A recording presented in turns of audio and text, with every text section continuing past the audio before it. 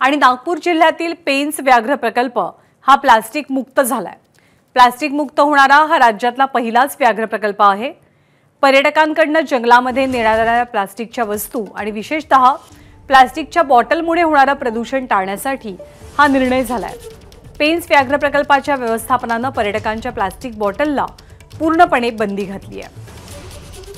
उन्हाळ्यातील सुट्टींमध्ये विदर्भातील जंगल सफारीने हाऊसफुल असतात। मोठ्या संख्येने पर्यटक जो आहेत ते जंगल सफारीसाठी जंगलांमध्ये जात असतात।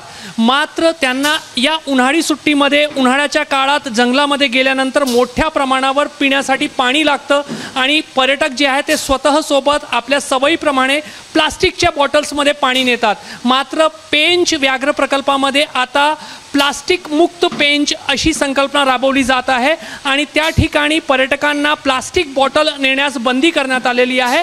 आणि पेंच व्याघ्र प्रकल्पाचा जो व्यवस्थापन आहे त्यांच्याकडून जी काही जंगल सफारीसाठी बुकिंग केली जाते त्यामध्ये प्रत्येक पर्यटकाच्या समूहाला 2 पिण्याचे थंड पाण्याचे बॉटल्स ज्या काचेच्या बॉटल्स आहेत ते सध्या दिले जात आहे। आणि सध्या तुम्ही दृश्यांमध्ये अशाच पद्धतीने पेंच व्याघ्र प्रकल्पाच्या सिल्लारी गेट जवळ जो एक काचेच्या बॉटल्समध्ये पाणी भरून देण्याचा जो कारखाना तयार करण्यात आलेला आहे त्या कारखान्याची ही दृश्य तुम्ही पाहताय।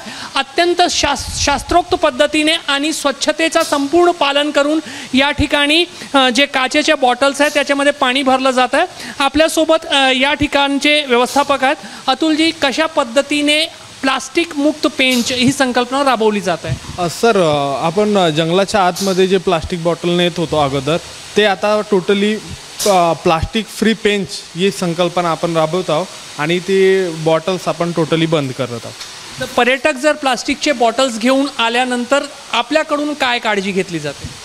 प्लास्टिकची बॉटल आणल्यानंतर आम्ही त्यांना हेच सांगतो की तुम्ही प्लास्टिक बॉटल आतमध्ये घेऊन जाऊ शकत नाही, तुम्ही प्लास्टिक बॉटल इथे ठेवा, आम्ही तुम्हाला काचेच्या बॉटल्स प्रोव्हाइड करतो आणि त्यानंतर तुम्ही जंगल सफारीला जाऊ शकता। पर्यटक इझिली तयार होतात का त्याच्यासाठी? आणि त्यांना समजावून सांगितल्यानंतर या काचेच्या बॉटल्सचा जंगलामध्ये काय महत्त्व आहे त्यांना लक्षात येते का?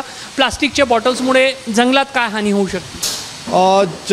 काचेच्या बॉटल्स प्लास्टिकच्या बॉटल्समुळे जंगलामध्ये जर एखाद्या प्राण्याच्या पोटामध्ये गेलं तर त्याची ते पचनक्रिया होऊ शकत नाही। या दृष्टीने आपण त्यांना त्या गोष्टी समजवतो आणि काचेच्या बॉटल आपण त्यांना देतो। लांजेवरजी, मला सांगा की या ठिकाणी रोजगार कशा पद्धतीने या उपक्रमातून मिळालेला आहे? म्हणजे एका बाजूला पर्यावरणाची काळजी घेतली जात आहे आणि स्थानिक तरुणांना रोजगार कसा मिळाला? सर, या ठिकाणी हा जो प्रोजेक्ट राबवण्यात आला आहे संबंध आतापर्यंत गावातील जे 6 लोक रोजगार होतात की जे लोक बेरोजगार होते, हा प्रोजेक्ट झाल्यानंतर आपण 6 लोकांना रोजगार मिळाला आहे। 3 महिन्यापासून हे लोक या ठिकाणी सातत्याने काम करतात आहे आणि रोजगार मिळाल्यामुळे कारण जंगलाच्या वाणिज्यामध्ये कारण जंगलावरचा अवलंब तो कमी झालं आणि रोजगार गेलेला आहे संबंध। तर रोजगाराच्या दृष्टिकोनातून हा एक पर्यावरण पेयजलशुद्ध प्रोजेक्ट इथं राबवण्यात आला आणि त्यामुळे 6 लोकांना रोजगार मिळालेला आहे। सर, महाराष्ट्रामध्ये पेंच व्याघ्र प्रकल्प पहिला व्याघ्र प्रकल्प किंवा एक जंगल सफारीचा ठिकाण आहे ज्या ठिकाणी प्लास्टिक बॉटल्सला पूर्णपणे बंदी घालण्यात आलेली आहे। जर पेंचमध्ये तुम्ही आले तर तुम्हाला अशा पद्धतीने काचेच्या ज्या बॉटल्स आहे ते इथल्या व्यवस्थापनाकडून दिल्या जातील आणि याच्यामध्ये अत्यंत शुद्ध जो पाणी आहे, थंड पाणी आहे जो तो पर्यटकांना मिळतं आहे। आणि अशाच पद्धतीचे काही कारखाने जे आहेत ते वेगवेगळ्या गेट्स जवळ उभारण्यात आले आहे आणि तिथून अशा पद्धतीने पाणी तयार करून काचेच्या बॉटलमध्ये भरून तो पर्यटकांना दिला जातं। त्यामुळे एक स्तुत्य उपक्रम जो आहे तो वन विभागाने पेंच व्याघ्र प्रकल्पापासून सुरू केलेला आहे। कॅमेरामॅन अतुल हिरडेसह रजत वशिष्ठ, एबीपी माझा, सिल्लारी, नागपूर। एबीपी माझा, उघडा डोळे बघा नीट।